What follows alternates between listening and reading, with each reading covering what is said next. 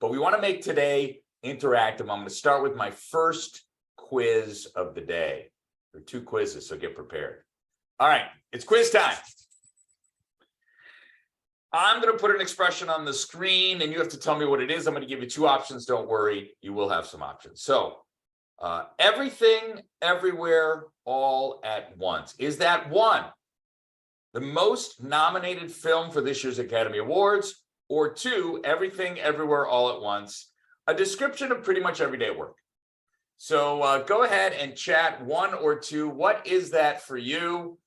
I'm getting some votes for a lot of 2s are coming in. It's almost exclusively 2s, as well as a few boths. A couple boths are coming on. Everything, all of the above. Thank you, Sarah. Yes, it does seem like our lives are crazy these days. It also happens to be an Academy Award nominated film. I've not yet seen it, but I'm hearing great things about it. Everything, everywhere, all at once. Our job today is to try to bust that. When you talk to somebody that you haven't seen in a while, or even people that you do see, and you ask them this question, hey, how's life? What is the universal response that we get from almost every single person?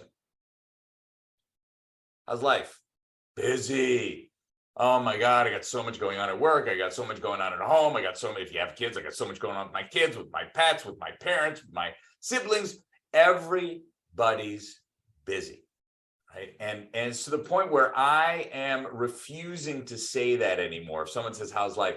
I refuse to use the B word, but just to get a little accurate representation of what things are like right now, I am going to ask you a couple questions. I want you to share this in the chat, okay? So, how many direct reports do you have, if any? It's okay if you don't. How many meetings do you have in an average or typical week? How many emails do you get a day, business emails? And how often do you think that you don't have enough time to get everything done? All right. Go ahead and chat those in. Direct reports, meetings, emails.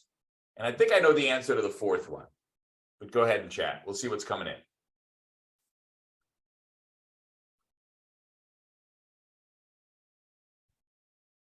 All right, so here's what we've got. 13 direct reports, meetings, anywhere in the range from 25 to 25, and email, too many to count. 1 direct report, 10 to 20 meetings, too many emails. Can you ever get it all done? 25 to 35. Thank you, Jason. I figured you meant that. 1, 10, 100. Yep. 2, 8, 30. Deb, that's not too bad. 30 emails a day. 4 direct reports, 2 openings. Thank you, Megan. 20 meetings. I lost track of the emails. Yeah, it's kind of bad if you're counting your emails. You have too many if you can count them. So I know that, I don't know the answer to number 1, but I know we probably have a ton of meetings, way too many emails, and we don't feel like we have enough time to get everything done. Okay, so what are some of the secrets? There's no, I'd love to say like there's one magic bullet to I don't have the time, but one of the ways that you can think about it is it's sort of about outsmarting yourself to do the things that you need to do. We all have too much to do. How can we focus on the things that we need to do? So all of what we're going to talk about today really comes from a few different places. So 1, we've done our research. We've read the books. We've listened to the podcasts. We watched the TED Talks. We've looked at the analyses and the reports, and we've kind of compiled a lot of the best practices for being as productive as you possibly can.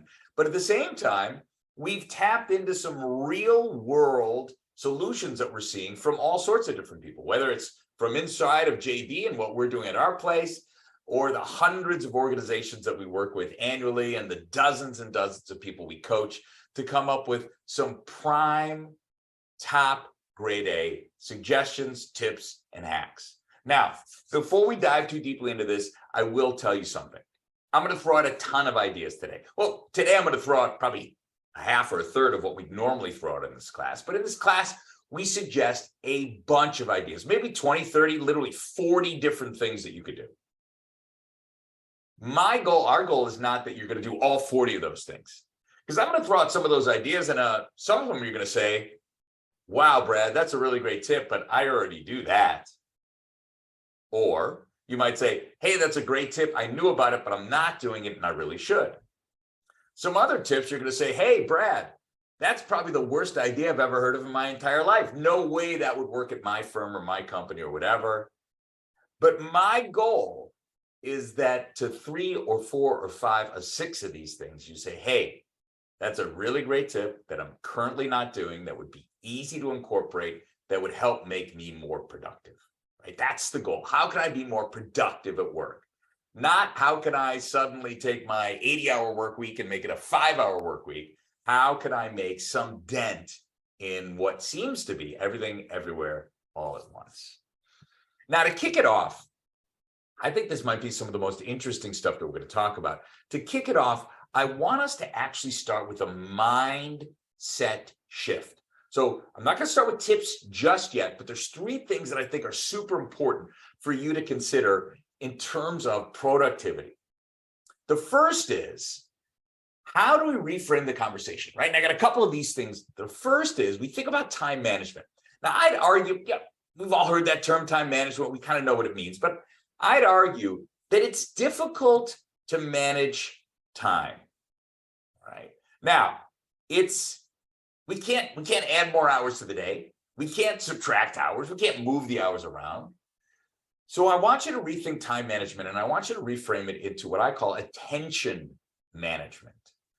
It's not that we can change the 8-hour workday, but what are we focusing on, let's say, in that 8-hour workday, right?